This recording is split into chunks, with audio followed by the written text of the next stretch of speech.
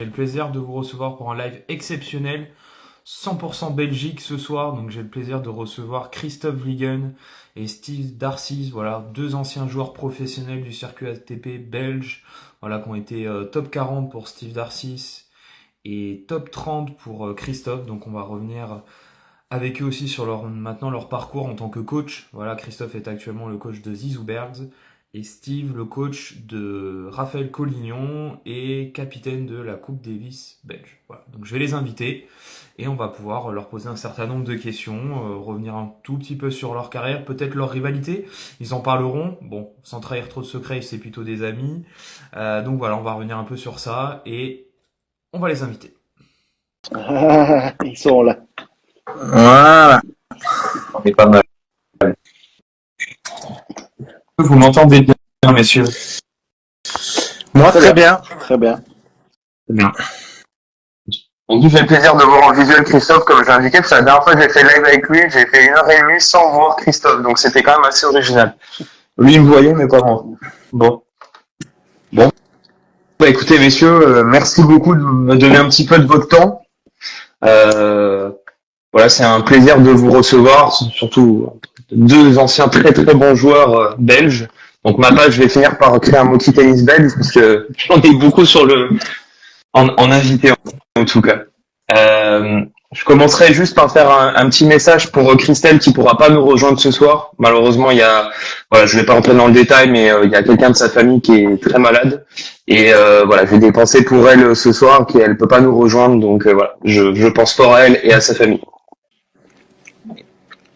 Voilà, bon, je pense que vous la connaissez pas mal, je pense que vous avez fait pas mal d'interviews avec elle en présentiel ou en podcast, hein. Vous êtes des habitués de son podcast pour le coup.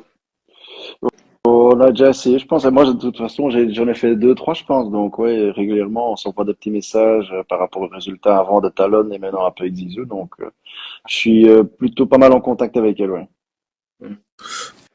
Pareil, moi aussi, elle est venue chez moi aussi plusieurs fois. On a fait quelques interviews, quelques lives, quelques podcasts et ouais, elle est chouette, Christelle. Elle vous a suivi un peu en Coupe Davis aussi, Steve, non? Je crois. Elle est venue vous voir, non? Plusieurs fois. Elle est venue nous voir plusieurs fois. Donc elle est quasiment tout le temps là, en tout cas quand c'est en Belgique. Après, quand c'est un peu plus loin, c'est pas toujours facile. Il faut des gros budgets. Bon, elle est toute seule, donc elle fait ce qu'elle peut, mais c'est pas toujours évident. Mm. Puis quand elle a les budgets, elle a pas forcément les accréditations, parce que de ce que j'ai compris, la dernière rencontre où elle voulait venir, vous aviez beau avoir poussé, elle avait pas eu la crête, quoi. Non, il y a des accrèdes où c'est pas facile d'avoir. Voilà, je sais que pour l'Australie, elle avait vraiment poussé, elle n'avait pas pu aller. Donc elle était assez triste par rapport à ça, mais nous les joueurs, les coachs et tout ça, on l'aime bien, donc on essaye de l'aider comme on peut, mais c'est pas toujours évident. C'est sûr. Ok. Bah, ce que je vous propose, c'est peut-être alors, la plupart vous connaissent quand même, mais vous présenter en quelques mots, et puis après on fera un échange autour de quelques questions, si ça vous va. Vous avez 1 heure à peu près, messieurs, c'est ça? Ouais, tout à fait, pas de souci. Parfait.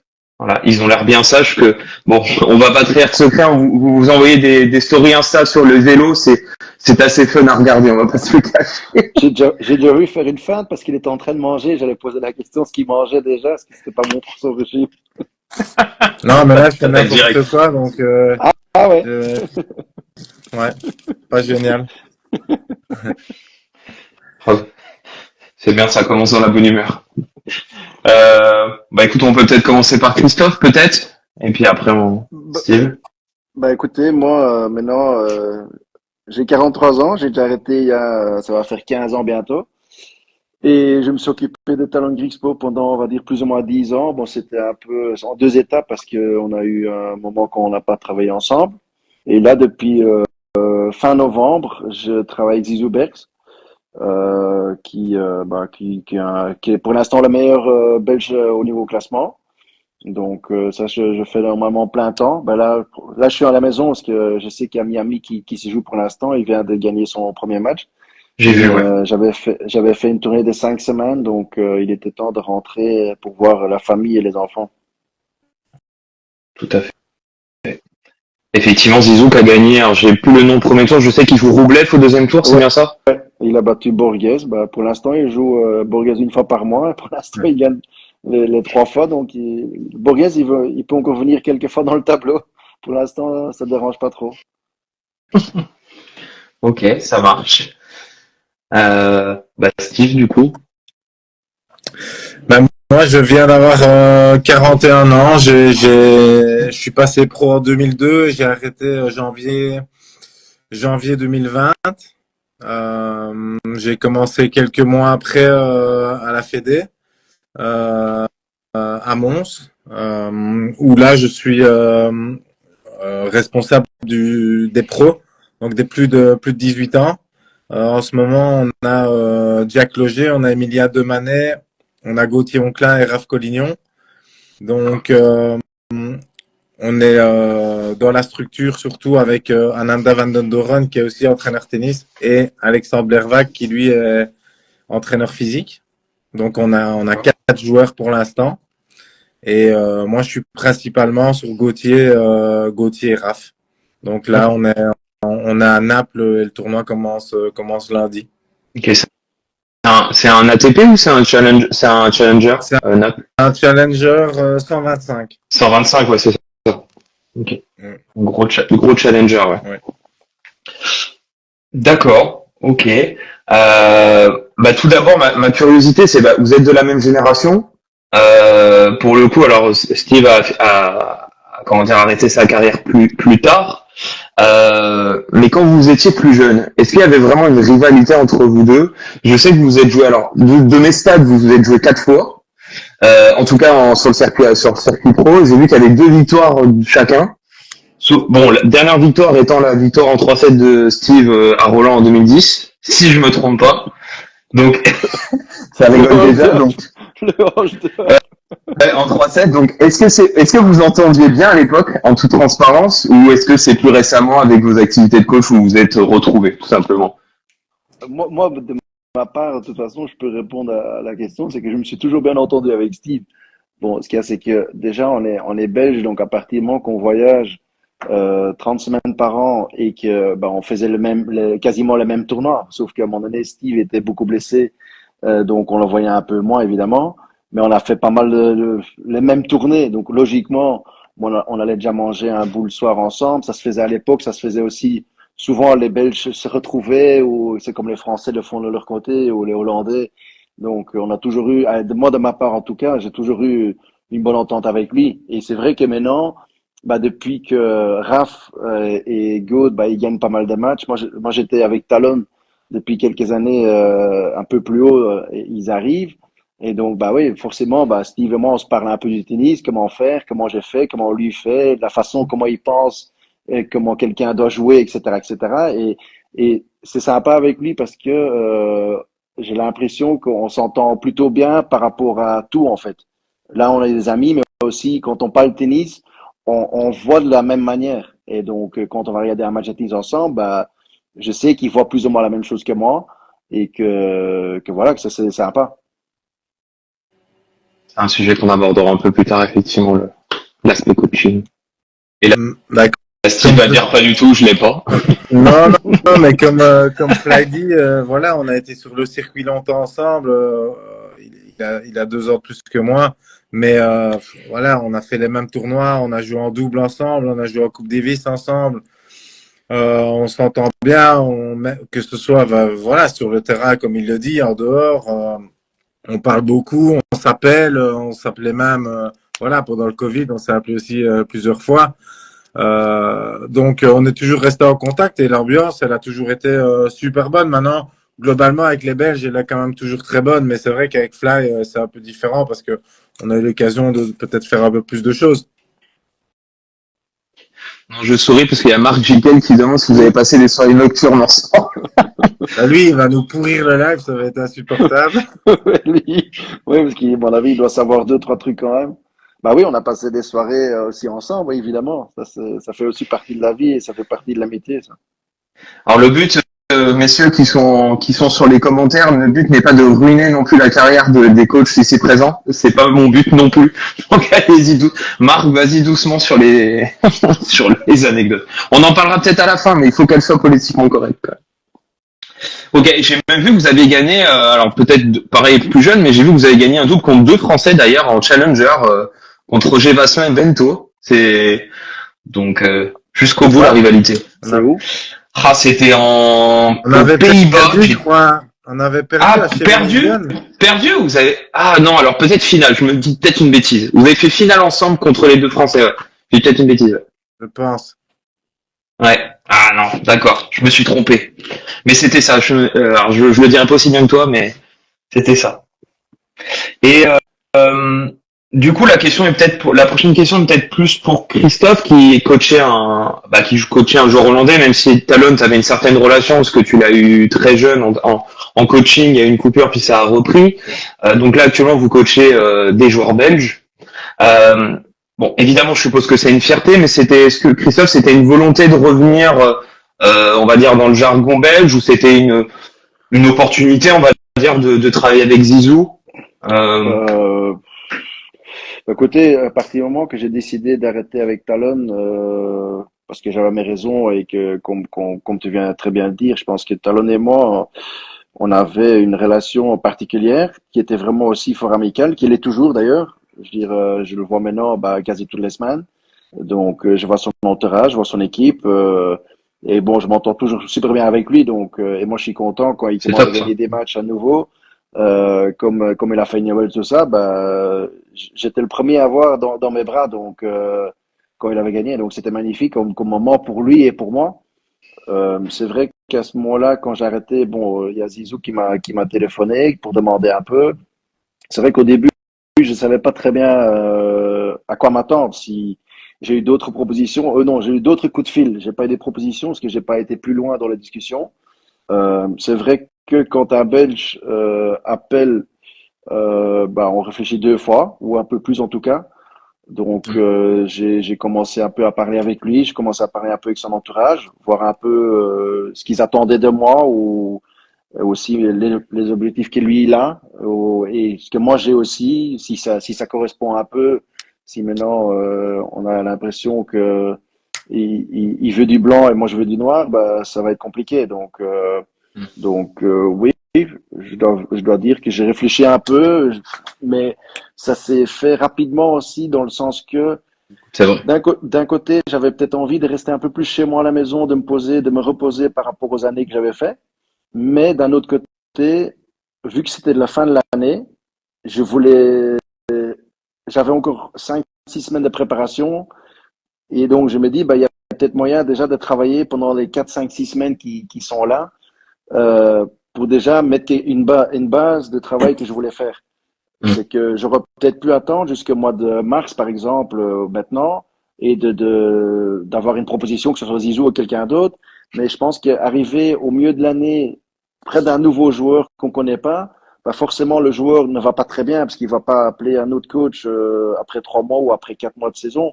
Ça veut dire qu'il est pas très bien dans sa peau, il n'a pas trop de confiance. Donc finalement, j'ai réfléchi par rapport à ça. Je me dis, allez, je vais essayer d'abord faire les 4 semaines, 5 semaines de préparation, et puis on verra ce que ça donne. C'est pour ça aussi que j'avais communiqué avec tout le monde, et Zizou aussi, c'est qu'on avait fait un espèce de contrat sur 8 semaines. Donc on voulait faire le mois de décembre ensemble et le mois de janvier.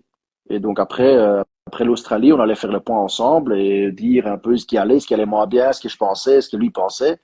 Et bon, après, je suis toujours avec lui, donc pour l'instant, ça a l'air de bien se passer. Et puis surtout que il a gagné pas mal de matchs au début de l'année, donc ça facilite aussi un peu les choses.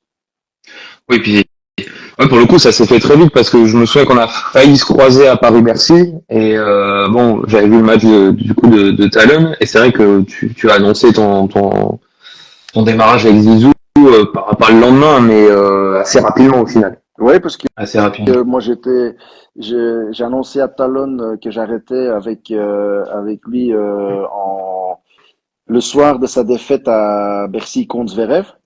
Donc à l'hôtel, j'ai annoncé que je pense que c'était mieux pour nous deux qu'on se séparait. Et je pense que Zizou m'a téléphoné après Metz, donc on va dire 10 jours plus tard, il m'a téléphoné. Et c'est là que j'ai commencé un peu à parler de tout ça. Bon, c'est facile aussi hein, quand on habite à une demi-heure un de l'autre. Allez, c'est 45 minutes. Mm. Pour avoir une réunion, c'est vite réglé, je veux dire. Et puis, les coups de fil, ça va vite. J'ai dû appeler un peu le directeur technique de la fédération, vu qu'il travaille encore à la fédération. J'ai appelé le préparateur physique, j'ai appelé toute l'équipe, en fait. Et puis après, j'ai parlé avec Zizou en personne. Et ça s'est fait rapidement, dans le sens aussi que l'engagement au début, c'était 8 semaines. C'était pas tout de suite 1 an ou 2 ans. Bon, ça se fait quasi jamais les 2 ans, mais c'est pour ça aussi qu'au début, pour moi, c'était important de faire 8 semaines pour pas me lancer directement dans un projet. J'aime bien réfléchir à long terme, mais aussi je voulais pas être bloqué et je voulais pas non plus que lui soit bloqué si jamais le courant passait pas. D'accord. Ok. Bon, bah oui, ça a effectivement très bien démarré parce que ça s'est pas passé loin d'un premier titre en Australie contre Gaël pour le coup. Pas loin parce que c'était la finale, mais c'était quand même très loin pour la gagner cette finale. Bon, d'accord, ok. Bon, je retire ce que j'ai dit. Bon, en tout cas, jusqu'en finale, en tout cas. Voilà. Ça c'était déjà La très finale bien. était un peu à sens unique, c'est vrai, c'est vrai, c'est vrai. Du coup, bah, vous êtes les deux des coachs principaux des quasi deux meilleurs joueurs, enfin deux des meilleurs joueurs belges. Est-ce que justement vous échangez au niveau de vos principes de coaching? Est-ce que justement en plus Steve est alors sauf erreur de ma part, tu es toujours le coach de la Coupe Davis, enfin le sélectionneur de la Coupe Davis. Est-ce que justement ça échange autour de vos méthodes? Est-ce que vous essayez d'avoir un tronc commun par rapport pour faire avancer tous les Belges? Est-ce que vous échangez entre vous sur vos méthodes de coaching? Mais oui, jusqu'à preuve du contraire, oui, pour l'instant, je suis toujours capitaine. En tout cas, j'ai rien entendu de différent. Par rapport à Fly, voilà, nous, ça fait vraiment pas longtemps qu'on est dans les mêmes tournois. Donc, C'est ça. on s'est côtoyé dans quelques entraînements, on s'est côtoyé, voilà, en dehors où on se téléphonait, mais ça fait seulement, je vais dire, depuis le début de l'année où on s'est peut-être vu sur 2, 3 tournois, ce qui n'était pas du tout le cas avant, vu que moi j'étais avec Raph Gauthier dans les 15 000, dans les 25 000. Donc forcément, c'était pas les mêmes tournois. Même catégorie. Mais quand on est ensemble, on discute, on va voir les matchs d'un, on va voir les matchs de l'autre. Et comme il dit, oui, on est vraiment sur la même longueur d'onde, sur la manière de voir un peu le tennis en tout cas. Et est-ce que par rapport à votre époque en tant que joueur, est-ce que l'approche du coaching a évolué? Alors ma question est peut-être basique, mais est-ce que vous voyez que les méthodes que vous employez avec vos joueurs, c'est les mêmes que vos coachs utilisaient avec vous? Ou est-ce qu'il y a une approche plus mentale, plus physique? Je ne sais pas. J'étais pas très facile à coacher, hein, moi, donc je pense que c'est pas la même chose déjà. Euh, non, je pense que l'époque que nous on a eu en Belgique avec Steve, même avec Xavier, avec les frères Opus, je Ouais. pense qu'on avait les cinq, en tout cas, sans oublier, je pense pas que j'oublie quelqu'un, mais on avait tous les cinq le sens du jeu. Je pense qu'il y avait pas mal de choses qu'on ressentait sur le terrain et on savait exactement ce qu'on allait faire nous-mêmes avec la balle. Je veux dire, si on savait qu'un adversaire avait une faille quelque part, on allait essayer de l'exploiter au mieux. Et pas oublier qu'à l'époque, le coaching n'était pas trop autorisé non plus. Bon, évidemment, ça se faisait avec des signes ou des choses comme ça. Maintenant, aujourd'hui, le joueur de jeu, il vient de mon côté, je peux lui parler. Donc, je peux Mm. vraiment coacher, je peux dire ce que je veux, je peux parler tactique, je peux parler de tout ce que je veux. Ça, à l'époque, c'était pas le cas. Donc, je pense aussi que par rapport au coaching, ça a changé, dans le sens que, bien sûr, maintenant, je suis du bon côté parce que j'aime bien coacher un joueur ou aider. Mais Mm. d'un autre côté, je pense que par rapport à la jeunesse, c'est pas super parce que je voudrais aussi que les jeunes ou les joueurs trouvent parfois aussi la solution eux-mêmes. Et aujourd'hui, le joueur, en tous les cas, c'est comme moi je l'ai ressenti et que ce que je vois et quand je parle avec des gens, c'est qu'aujourd'hui, le joueur, il attend énormément du coach.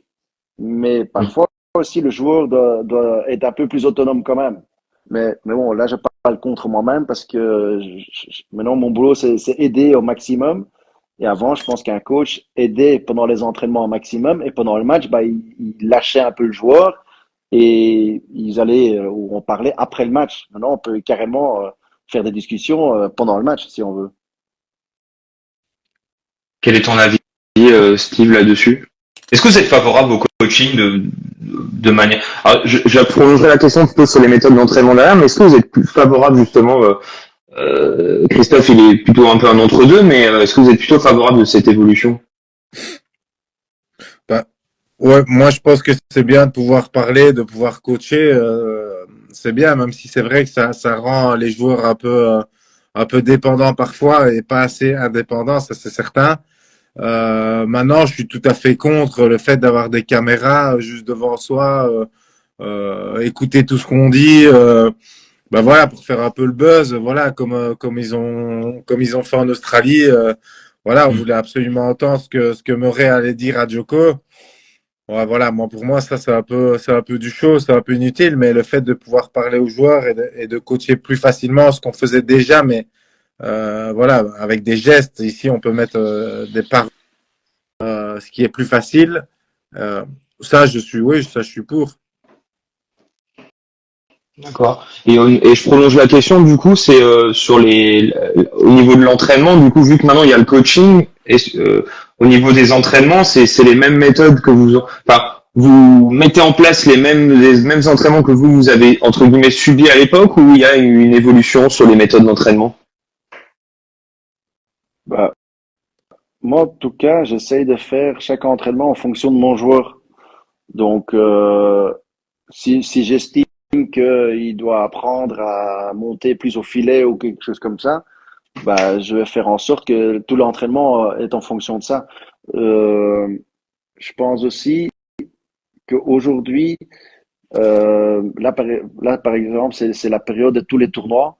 J'essaie un peu, par exemple, quand, ok, là, je suis pas là parce que je suis pas à Miami, par exemple, quand il y a un jour, tu joues, un jour de repos, un jour, tu joues, bah, l'entraînement qui se passe entre les deux matchs, je vais toujours le faire un peu déjà tactiquement par rapport à l'adversaire suivant.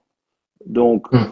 ça, j'essaie déjà un peu d'intégrer dans le cerveau du joueur, de bien dire, bah, demain, tu vas jouer contre X. Celui-là, bah, il aime bien faire ça, donc toi, tu vas faire ça. Et donc, peu importe qui est en face pendant cet entraînement-là, ça, je regarde pas trop. J'essaie déjà de mettre deux, trois petits points dans la tête pour le lendemain. Et je pense que la pelote foncière que moi j'ai fait, bon, j'ai fait que 5 semaines, mais là, j'ai fait le plus gros. Je pense que sur les 5 semaines-là, j'ai essayé de mettre le paquet, entre guillemets, dans le cerveau.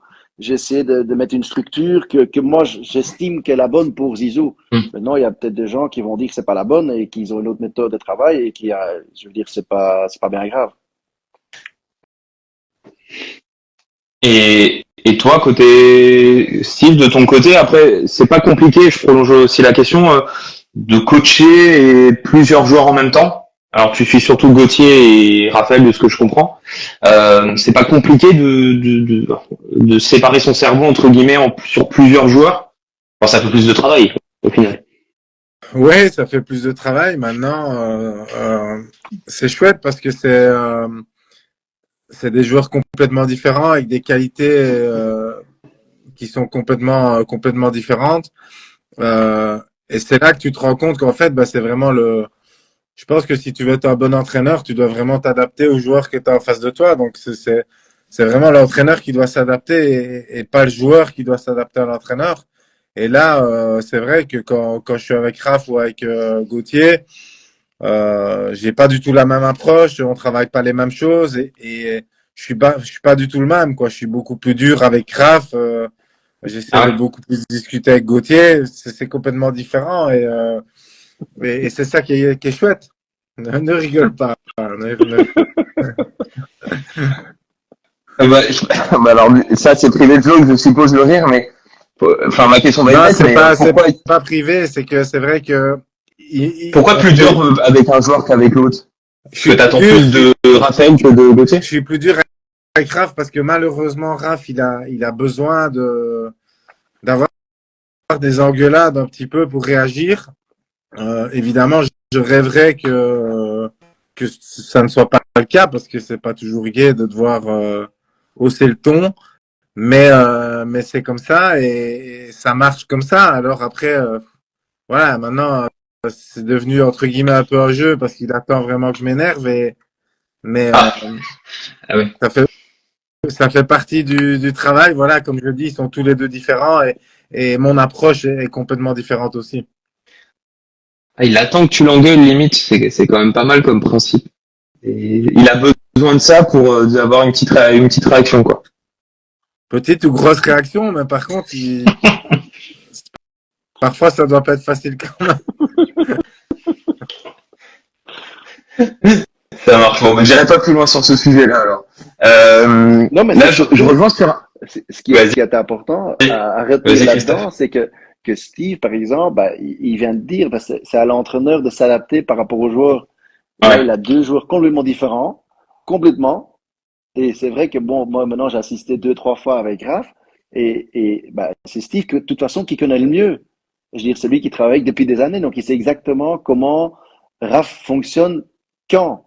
Et donc bah si faut parfois être un peu derrière son cul, façon de parler, bah Steve est toujours derrière lui de toute façon. Et je sais aussi que Steve, c'est pas pour lui jeter des fleurs parce qu'on se parle beaucoup, mais c'est aussi être professionnel là-dedans, c'est que c'est comme ça que ça fonctionne.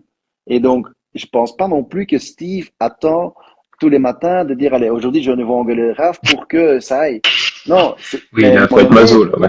oui, mais Mm. donc, à un moment donné, Steve sait exactement comment Raph va réagir et ce que Steve doit faire pour que justement Raph réagisse. Et donc, c'est pour ça aussi qu'il est dans les 100 aujourd'hui. C'est pas seulement parce que Raph joue bien au tennis, c'est que je pense que Steve a trouvé le moyen pour le faire fonctionner au mieux. Mm. Et c'est surtout, du coup, c'est un aspect surtout assez mental. C'est l'axe de progression majeur côté Raphaël ou tu penses, Steve, ou il y a encore d'autres éléments pour aller taper le top 50? Pour aller taper le top 50, il y a encore du travail, hein, que ce soit ben, Toujours ambitieux, bon. forcément mentalement, ben, c'est probablement là où il doit le plus travailler. Il doit avoir beaucoup plus confiance en lui, il doit oser beaucoup plus, être beaucoup plus entreprenant, parce que c'est clair qu'il a un super physique, qui défend très très bien, qui bouge bien, mais euh, mais il a des grosses frappes aussi. Et moi, je voudrais qu'il soit beaucoup plus agressif et qu'il puisse être beaucoup plus entreprenant, beaucoup plus courageux dans le sens où voilà, oser aller faire des volets, oser venir au filet. Et je crois que c'est ça vraiment qui lui manque, c'est oser le faire en match et même à l'entraînement où c'est pas encore suffisant. Et quand vous vous croisez, ça vous arrive de construire des séances d'entraînement ensemble ou bon, c'est peut-être pas simple à organiser sur les toits, mais est-ce que ça vous arrive de préparer une séance ensemble entre guillemets? Ben, on a fait quelques jours au mois de décembre avec la Belgique. Avec la Belgique, Donc là, on s'est ouais. entraîné, tous les joueurs belges bah, se sont tous entraînés ensemble pendant trois quatre jours. Donc là, on l'a fait. Bon, là, on s'est vu à Marseille. Bon, là, on n'a pas fait l'entraînement ensemble. Là, j'ai été voir le match de Raph. Steve est venu voir le match de Zizou. Donc, et oui, on a échangé pas mal de choses ce que moi je vois. Par exemple, vu que je suis quelqu'un de l'extérieur, moi je ne sais pas exactement ce qu'il travaille ou d'où il vient, etc., etc. Donc, je donne mon point de vue et Steve donne son point de vue par rapport à Zizou et que bon le soir quand on discute un peu, on mange ensemble, on parle un peu de tennis et on essaye de voir comment on peut encore améliorer certaines choses. D'accord. Euh, ok. Euh, je bug. Oui, pardon, je rebondis. Hein. Je rebondis parce que j'avais aussi les questions de Christelle, donc je regarde en même temps.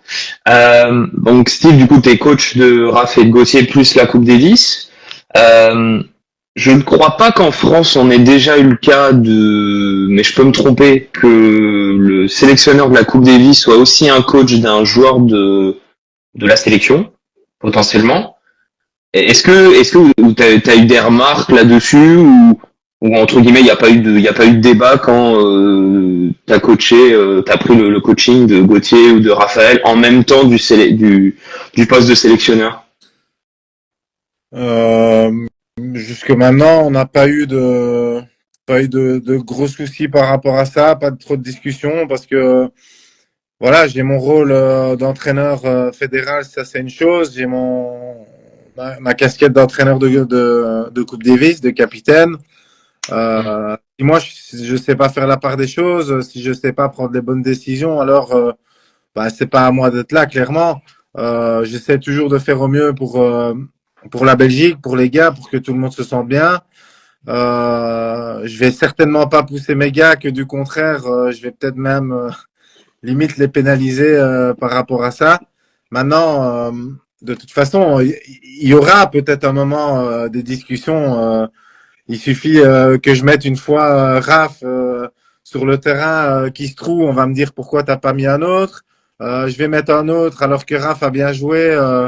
On va me dire pourquoi t'as pas mis Raph. En fait, je pense que avec Ruben qui est mon adjoint à Coupe Davis, on discute beaucoup aussi.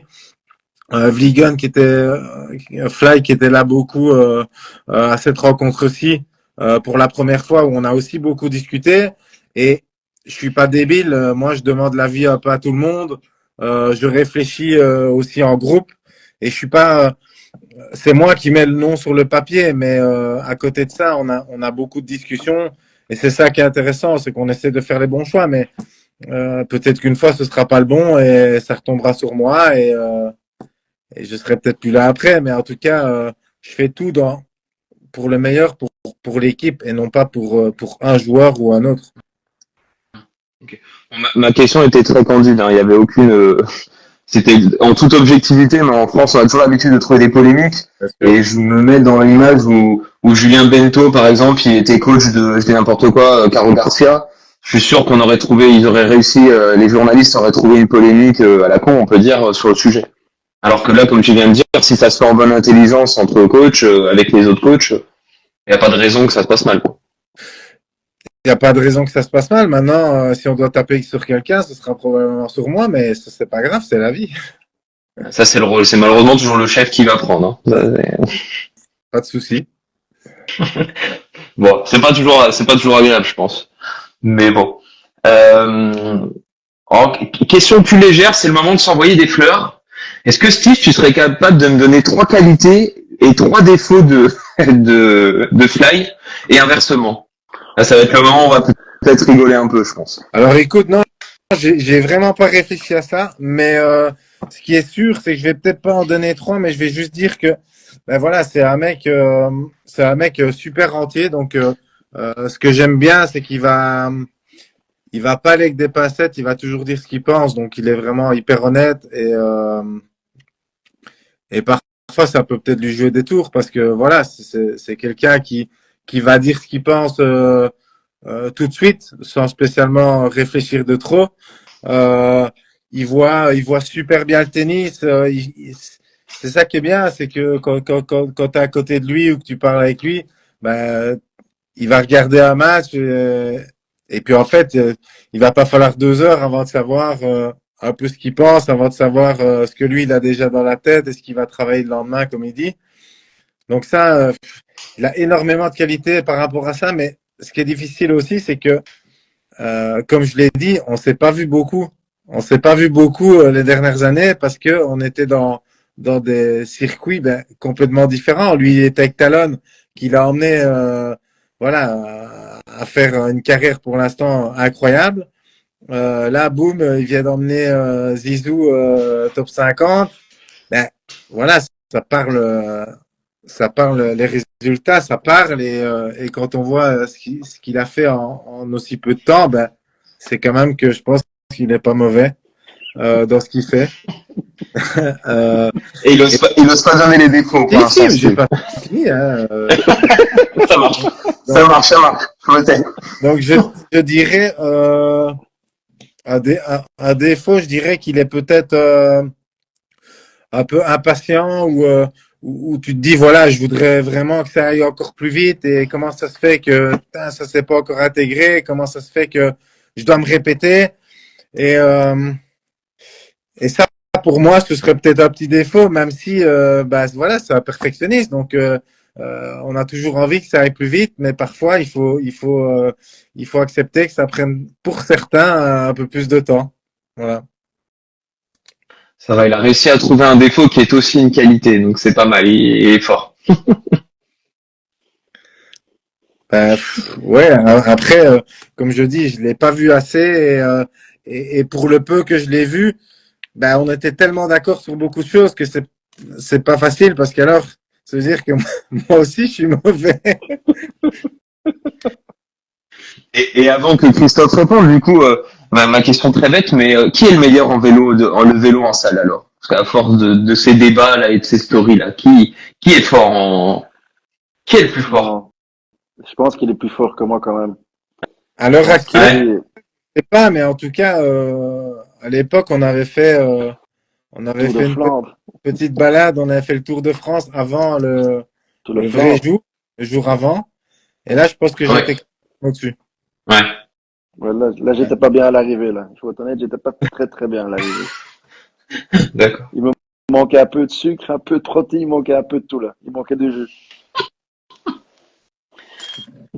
Et du coup, Christophe, de ton côté, les points forts, on va dire, et alors pas les points faibles, mais tu vois, c'est dans du côté humour, mais Non, pour mais Steve.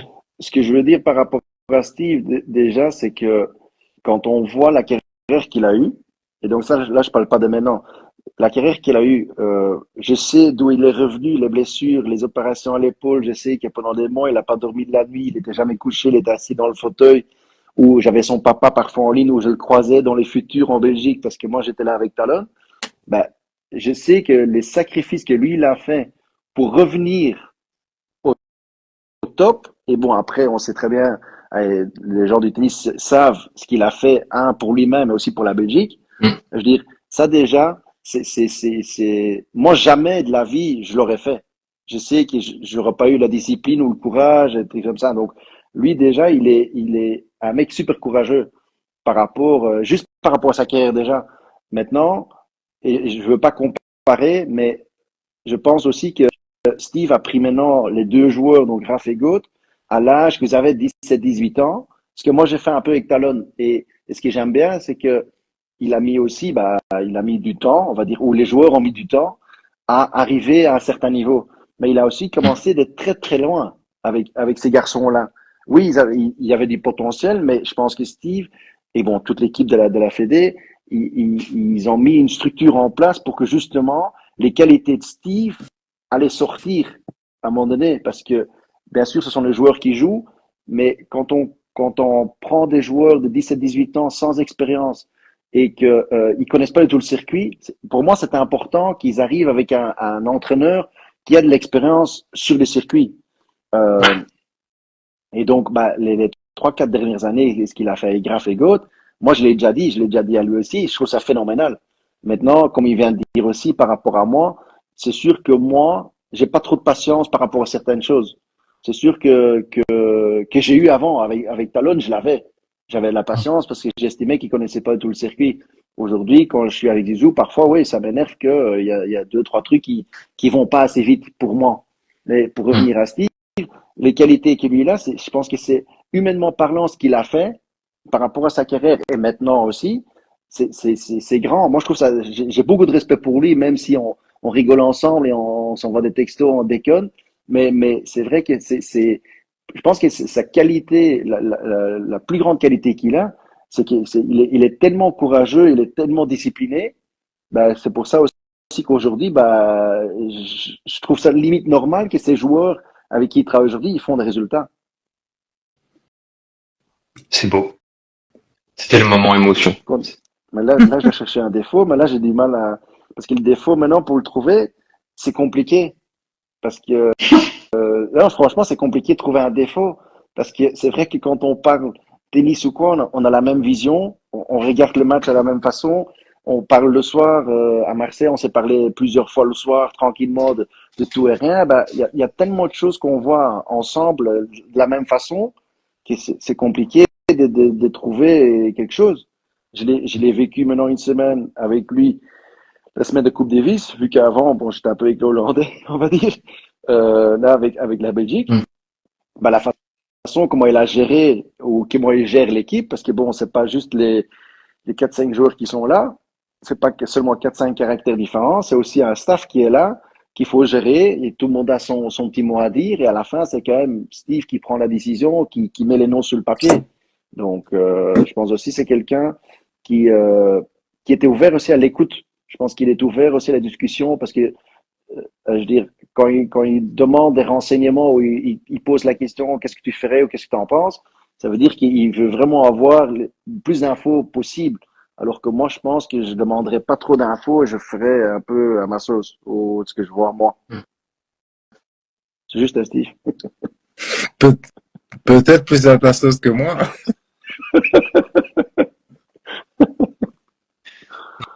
Ouais, c'est vrai, Steve, que tu as une dévotion incroyable pour la Belgique. La question est peut-être bateau, mais ça représente quoi de représenter ton pays? Tu as beaucoup joué à la Coupe Davis avec la Belgique, tu as fait 2 finales avec la Coupe Davis en 2015 et 2017, si je dis pas de bêtises. Tu es entraîneur fédéral, tu entraînes des Belges, tu es capitaine. La Belgique, c'est toute ta vie en fait. C'est un chemin naturel de prendre le capitanat derrière ta grande carrière de joueur. Bah, oui, j'ai toujours fait beaucoup pour la Belgique. Comme j'ai dit, moi j'ai été à la fédération depuis mes 11 ans, aidé à la fédé depuis le début. Je suis resté là-bas, je suis passé entraîneur là-bas. J'ai fait quasiment toutes les rencontres de Coupe Davis que j'ai pu jouer. J'ai eu des entraîneurs aussi incroyables, que ce soit en Coupe Davis et en dehors. Et c'est vrai que oui, je rêvais d'être capitaine, évidemment, ça c'est sûr. Je voulais pas prendre la place de Johan, mais c'est clair que le jour où il allait dire j'arrête, ben forcément j'allais moi avoir envie d'être là. Ici c'est le cas, je suis super content, je suis comme je dis, je suis à la fédération, je suis en Coupe Davis, je suis super bien entouré, je suis super heureux dans ce que je fais et c'est top. Ah, ça s'entend en tout cas. Ça se voit et ça s'entend. Et je prolonge la question, alors le but n'est pas que l'un pique le boulot de l'autre, mais est-ce que Fly il fera un bon capitaine de Coupe Davis? Je parle pas forcément de la Belgique, mais est-ce qu'il fera un bon capitaine de Coupe Davis? Euh, ouais, Fly, il ferait un très bon capitaine de Coupe Davis de toute façon parce que c'est quand même malgré tout un peu le même profil que le mien, même si ok, lui il n'a pas été à la fédération jusqu'au bout. Euh, il a quand même joué tout ce qu'il pouvait en Coupe Davis. Il a mis plus que son cœur dedans. Il était présent pour l'équipe en simple, en double, quand il devait jouer le vendredi, le samedi, le dimanche. Voilà, on l'a vu dans des états de transe incroyables pour son pays. De Euh, trans, carrément. il connaît le tennis, voilà, comme très très peu de personnes. Et euh, et puis voilà, je pense qu'il serait quand même malgré tout à l'écoute beaucoup plus que ce qu'il ne le pense. Et donc oui, je suis sûr que ce sera un magnifique capitaine de Coupe Davis. Et voilà, est-ce que ce sera pour la Belgique un jour, est-ce que ce sera ailleurs? L'avenir nous le dira, mais en tout cas, voilà, peut-être qu'un jour il sera quelque part. Et euh, sauf erreur de ma part, vous n'avez pas coaché de joueuse tous les deux. Euh, est-ce que c'est quelque chose qui pourrait être envisageable bon, à moyen long terme, ou est-ce que alors vous préférez, genre, je veux pas faire homme versus femme, mais est-ce que c'est la même approche de coacher un homme et une femme? De ce que je peux croire des gens, non. Donc, je pense que moi déjà, je pense que mon approche, comme Steve l'a bien dit, moi je suis assez direct dans mes paroles. Je pense que parfois, alors, je vais devoir apprendre à dire les choses différemment. Donc ça, c'est Hmm. quelque chose que moi, si un jour ça devrait se faire, je pense que je vais apprendre beaucoup de choses sur moi-même, et je pense aussi que je vais apprendre beaucoup de choses comme ça. Maintenant, aujourd'hui, je dois avouer que je regarde pas trop les tournois WTA. Je commence à voir un peu plus parce que maintenant, les Master Series et les Grands Chelems sont ensemble. C'est la Ensemble, même c'est vrai. période. Hmm. Donc, il y a plus de tournois hommes-femmes au même endroit. Euh, Maintenant, j'avoue que j'ai jamais eu la proposition, j'ai jamais eu un coup de fil d'une joueuse. Donc, Donc, je peux pas vous répondre si quelqu'un m'appelle, je sais pas quand, demain ou dans 6 ans, ce que je ferais, je sais pas du tout. Ça va vraiment dépendre aussi un peu le profil, je pense. Et moi, pendant ma carrière, pendant une de mes petites blessures, j'avais fait quelques semaines avec Janina Wickmayer, Ah oui, d'accord. euh, où là, ben voilà, j'avais fait un peu la piste de gazon et j'avais été un peu jusque l'US Open, avant moi de recommencer ma carrière. Donc ça s'était super bien passé et super expérience. Et j'avais fait ça en fait pour voir, est-ce que c'est quelque chose qui me plairait, après ma carrière de coacher, de voyager pour quelqu'un d'autre. Avec elle, franchement, j'avais adoré, on s'était bien amusé, c'était cool. Et puis, dans une de mes casquettes fédérales, donc avec les plus de 18 ans, on avait Isaline Bonaventure qui était entraînée par Hugo Guerrero, qui est Ok. maintenant Avec avec Coco, ouais. avec Monsieur Moutet. Et donc lui voyageait avec Isa et nous on l'entraînait tennistiquement quand elle était en Belgique. Donc ben voilà, j'ai beaucoup discuté avec Hugo, on s'est beaucoup vu, on s'est beaucoup entendu et donc je connais un petit peu le tennis féminin malgré tout. Ok. A priori, Fly n'est pas capable de donner le top 5 féminin, ça attire à boulet rouge Ouais, dans le live. je pense que j'en ai 3, 4, je pense. Je sais pas. Ouais, je vais en trouver. Si je cherche vraiment, ouais. Non, mais bien sûr, je connais plus ou moins. Mais j'avoue que j'ai pas souvent regardé. Je veux dire, oui, je sais Andreeva a gagné maintenant à Indian Wells, mais j'ai pas vu. Oui, j'ai vu quelques balles, mais je veux dire, j'ai pas vu le match. Je me lève pas la nuit ou je regarde pas. Je me mets pas dans mon fauteuil aujourd'hui pour regarder un match féminin, mais je me mets pas non plus dans le fauteuil pour un match masculin non plus. Je pense que je vois assez de Ouais, tennis quand je suis dans les tournois. Bon, j'avoue. là, évidemment, je regarde des Zizou qui a joué tout à l'heure, mais le reste, non, je regarde pas trop. Ok. Il y a une question alors d'un spécialiste WTA, en l'occurrence, c'est un ami à moi. Il dit pourquoi pas aider. Alors, je tourne la question, est-ce que vous connaissez les prometteuses? Alors, je vais essayer de bien le dire, Costolas, Costoilas ouais. et la jeune Vendrome. Bah oui, Géline Vendrome. moi, je connais depuis très très peu parce qu'elle s'entraîne à la Fédé, en Ouais. flamande. Et vu que quand je suis avec Zizou en Belgique, ben, on s'entraîne là. Donc, Costola, je la connais un tout petit peu, mais encore une fois de plus, euh, je la connais pas bien du tout. Je dis oui, je la vois taper là-bas, je vois qu'elle s'entraîne, mais ne me demandez pas ses qualités, ne me demandez pas les défauts. Quand je suis à la Je te fédération, demanderai pas. vu que je ne travaille pas pour la fédération, je m'occupe pas du tout de ça. Je m'occupe que des Zizou, je suis focalisé sur Zizou. Et ce qui se passe dans la fédération avec qui ce soit, je m'en occupe vraiment pas. Moi, je fais mes heures avec Zizou le mieux que je peux. Et ça reste un peu là. Je pense que la casquette de Steve est un peu différente. Vu qu'il travaille pour la fédération, je pense que quand il est à la fédération, il va aussi regarder lui-même un peu qui est qui fait quoi, etc., etc. Je pense que lui, il suit beaucoup plus les jeunes que moi. Alors oui, Sofia Costoulas, je la connais bien parce que elle était J'ai à la rien dit, Fédé, hein. à la Fédé du côté francophone. Et moi, je m'en suis occupé pendant un mois et j'ai fait le tournoi de Milan avec elle en junior.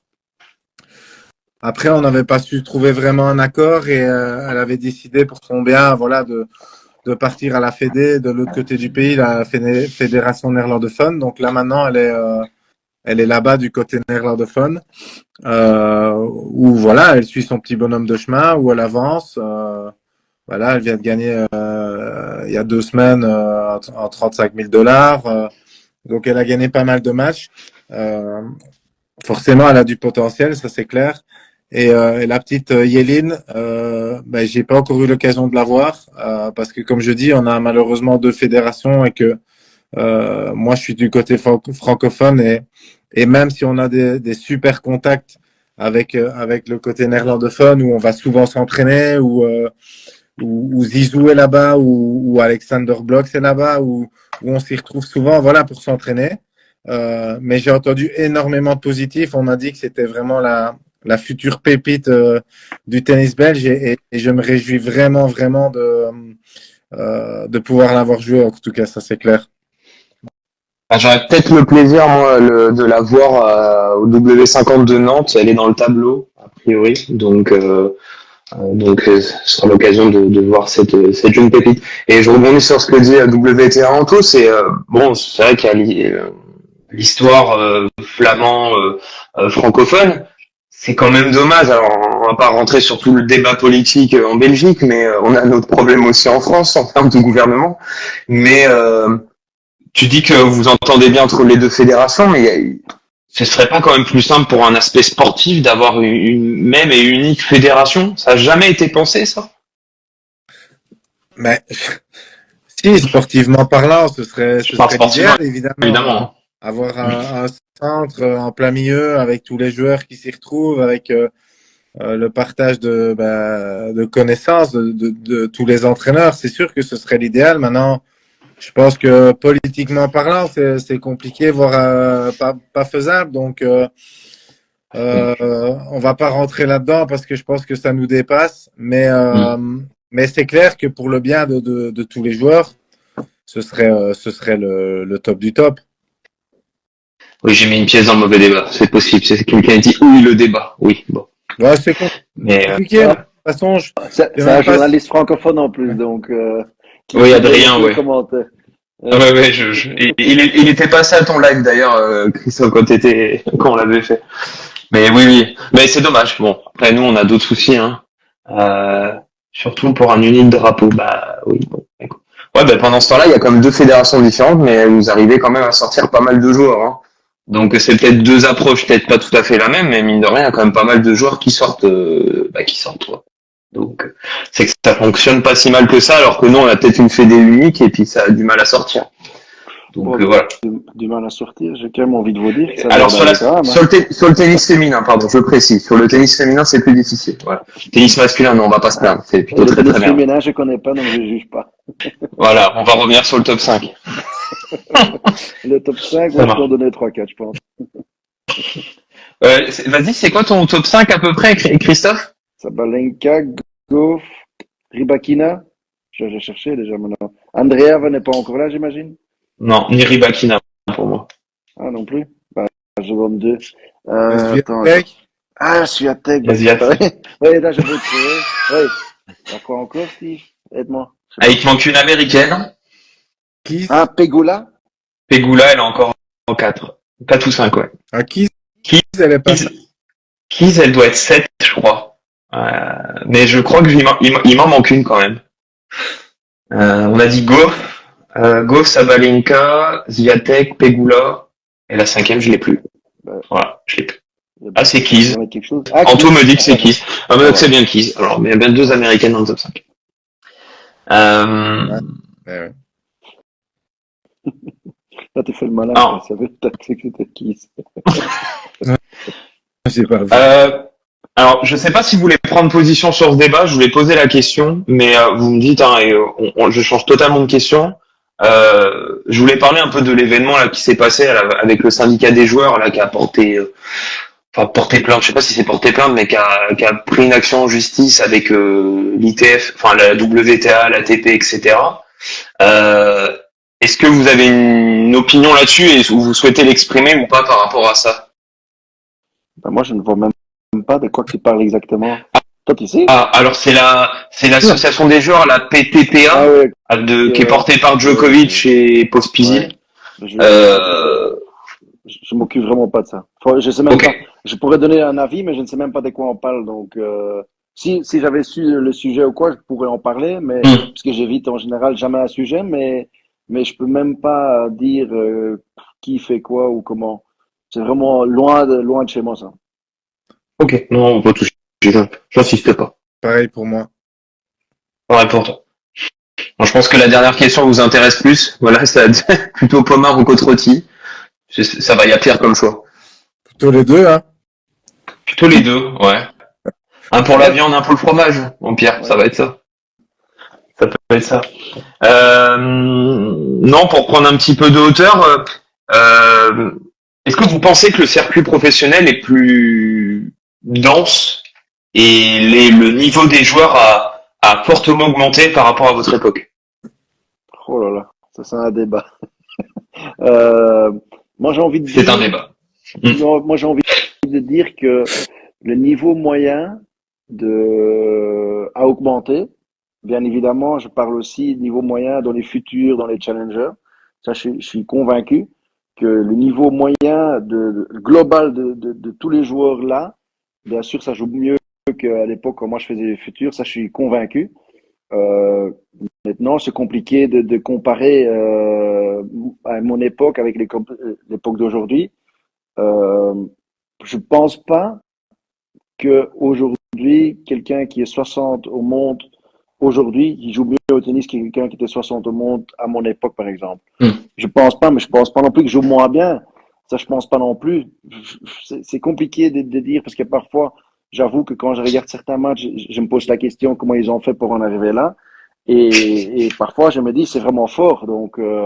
Mm. Donc, je pense aussi que c'est un peu le moment que quand tu regardes un match où tu regardes les joueurs, bah, forcément, quand, par exemple, ok, moi je connais maintenant le parcours de Raph. Si moi je regardais le top 100 par exemple, je regardais, imaginons que je connais pas Raph Collignon, bah, je vais regarder un peu ses résultats, je vais regarder où il a joué, je vais regarder comment ça se fait qu'il est arrivé dans les 100. Il y en a certains qui sont en dehors des 100 que je comprends pas qu'il n'est pas dans les 100. Mais c'est dans les deux sens aussi. Mm.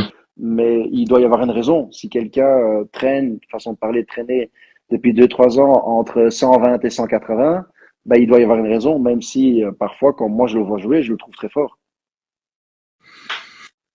Et ben moi, je suis assez d'accord avec Fly. Je pense que le niveau, il y a beaucoup plus de joueurs qui jouent bien. C'est-à-dire, si tu prends le top 100 et le top 400, ben, le niveau, c'est vraiment resserré. Mm. Donc, tout le monde joue bien.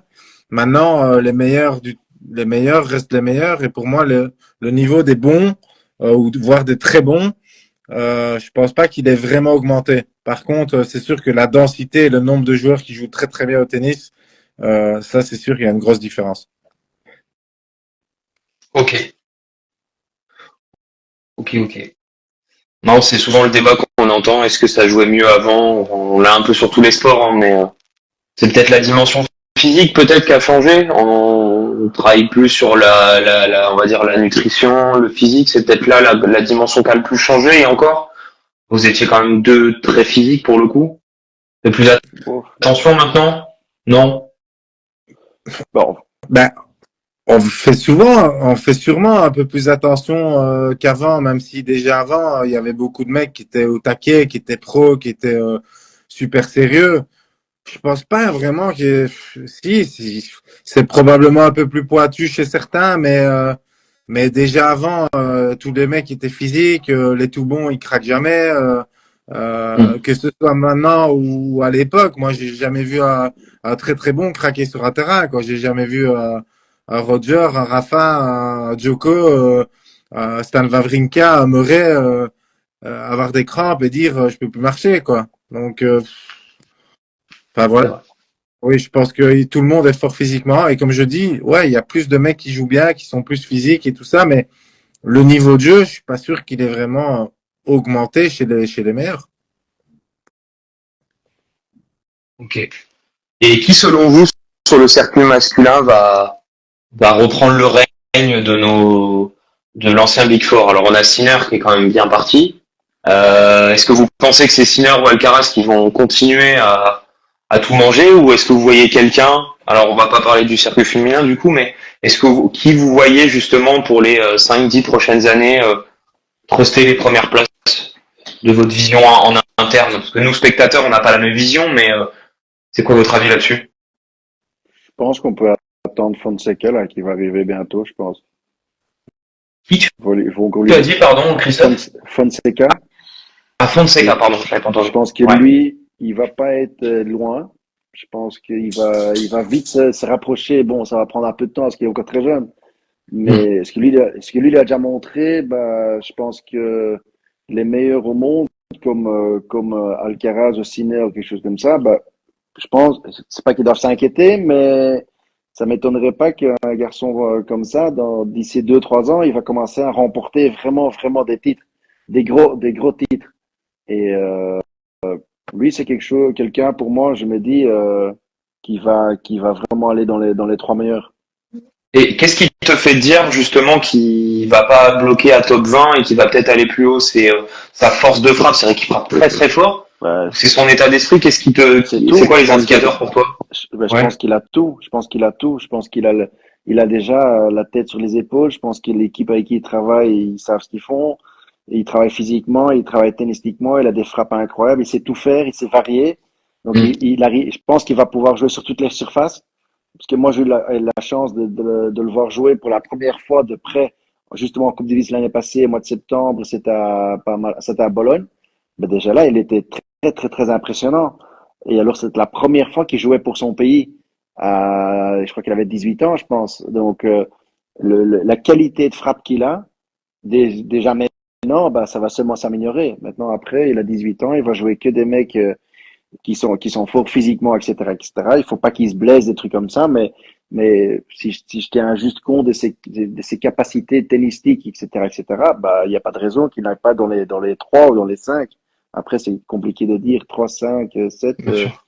mais un mec comme ça, ça serait pas, je serais pas étonné si tu me dis que dans 2 ans, il gagne un grand chelem. Je serais pas étonné. D'accord. On garde la pièce sur Fonseca. Ouais, moi, je suis vraiment d'accord avec ça et pour l'avoir vu jouer aussi plusieurs fois, forcément. Euh, et ce qu'il a bien dit, c'est que oui, il a des frappes incroyables, il a un niveau de jeu incroyable, physiquement, il est déjà là, mais il a vraiment la tête sur les épaules. Et quand tu écoutes Mm. ses interviews, ouais, le gars, il a 18 ans et t'as l'impression que il a déjà un vécu derrière, que c'est plus du tout un gamin, quoi. Et ça, je pense que c'est la force d'être très grand.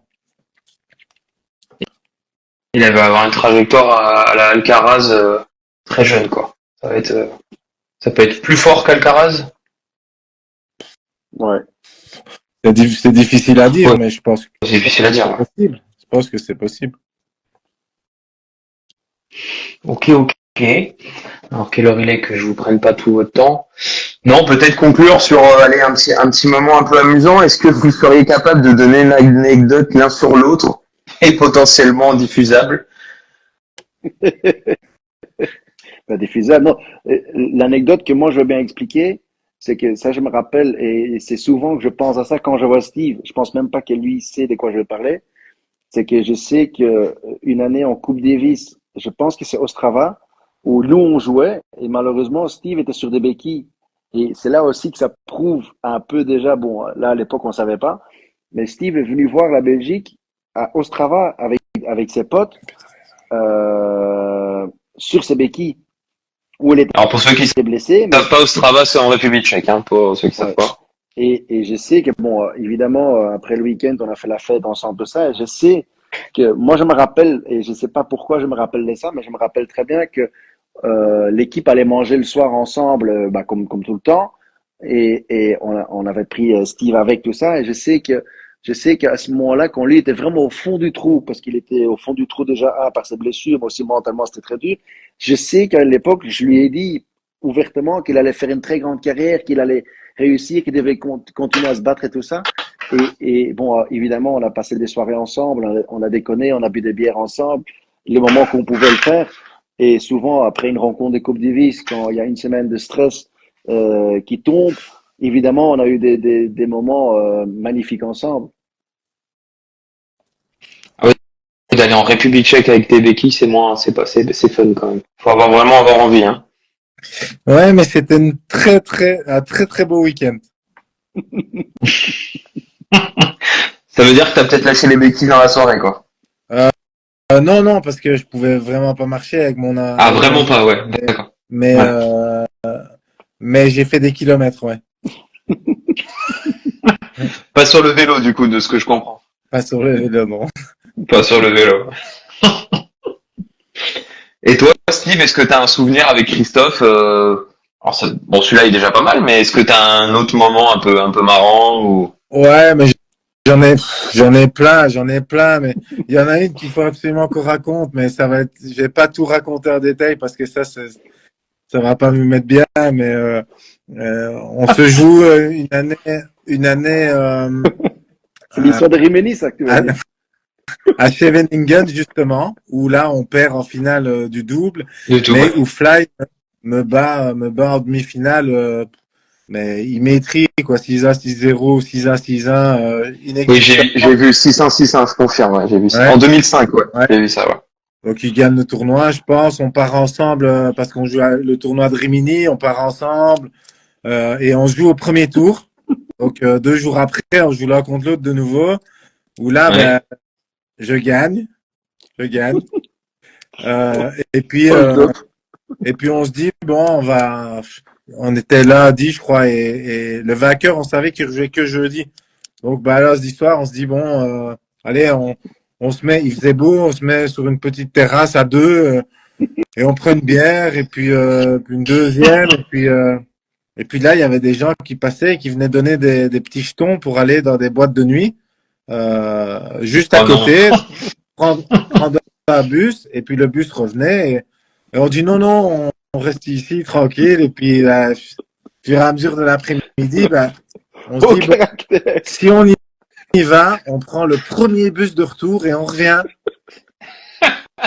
Et bien évidemment, on n'a pas pris le premier bus, donc voilà. On a bien ri avec celle-là. Mais la question, c'est est-ce que Christophe, t'as réussi à gagner 2 jours après, enfin le jeudi d'ailleurs, ou ça a été dur de... C'était Ah, c'est moi. toi qui as gagné. Est-ce que toi, t'as réussi à gagner du coup jeudi? J'ai gagné jeudi Ouais. et, Fort. je me suis blessé le vendredi. Voilà. Oh merde! Oh putain! Il Oh, n'y a ça pas casse tout. de, il y a pas de hasard. Voilà. Aïe, aïe, aïe. Quand on fait le con, on est pénalisé, c'est comme ça. C'est con, l'anecdote était plutôt assez drôle. Pour qu'elle finisse sur une Mais blessure, non, c'est bon. C'est bon. elle est très drôle. Hein, Ouais. elle est très... Et du coup, vous êtes joué qu'une fois en Grand Chelem. Du coup, c'était à Roland en 2010. C'est Horrible comme sûr. match. Bah, le score qui fait mal, j'avoue. Non, c'est pas le score, c'est l'histoire qui est beaucoup plus, c'est encore plus inquiétant. C'est que bon, les gens savaient pas ici, les gens savaient. Moi, j'ai revenu de blessure ou j'ai essayé en tout cas, mais l'épaule, physiquement, j'étais pas du tout prêt à faire des 5-7 ou des trucs comme ça. L'épaule tournait pas comme il fallait, tout ça. Mais mon adversaire de jour, qui s'appelle Steve Darcy, avait un petit problème aux abdos. Et donc, il n'arrivait pas à servir. Donc, en fait, le match a fait 3 fois 6-4. Mais le match a été vraiment pas beau à voir, quoi. Je veux dire, c'était vraiment. Et moi, je savais qu'il avait un problème aux abdos, parce que je voyais bien qu'il servait pas. Mais lui, il savait exactement aussi que moi, j'étais pas du tout prêt à jouer. Donc, je pense que ouais, celui qui est le moins, ouais, celui qui a joué le moins pire à gagner, en fait, parce que c'était vraiment pas beau à voir. C'était vraiment pas bon comme match, ça. C'était sur quel cours? Vous vous souvenez ou pas? Enfin, à fond des jardins, quelque part. Un petit, petit Un cours, un petit bien euh, tranquille. quand tu allais vers le 17 à l'époque, un petit cours sur la gauche, là, Ah ouais, je vois, ouais. Je vois. Ouais, pas trop de monde, parfait. C'était vraiment pas beau à voir ce match. Il faudrait que je retrouve des images, ça pourrait être marrant. Non, Non, on va pas pas retrouver. marrant. Non. Pas marrant. Maintenant que À les gens retrouver, sont ce serait possible. Je éduqués, pense que c'était filmé, donc ça devrait se trouver. mais je pense que globalement, si tu sais pas, les gens qui viennent voir, ils ont pas dû voir qu'il y avait vraiment un gros problème. Parce que bon, on se battait quand même, on essayait quand même, mais tennistiquement parlant, je savais que j'étais pas du tout prêt. Et moi, je savais que Steve n'était vraiment pas prêt non plus. Donc, c'était vraiment deux blessés qui se jouent, mais en même temps, ils veulent pas abandonner parce qu'ils croient tous les deux qu'il y a une chance de gagner quand même. Mais bon, j'étais un peu naïf ce jour-là.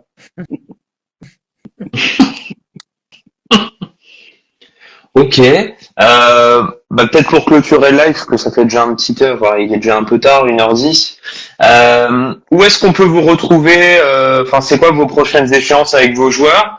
Et je prolonge, est-ce qu'on va vous voir sur des tournois français dans les prochains mois? Alors, évidemment, Roland Garros, mais est-ce qu'on va vous voir sur d'autres tournois français et voilà, et vos prochaines échéances? Ben, moi, pour ma part, j'attends que Zizou termine le tournoi à Miami.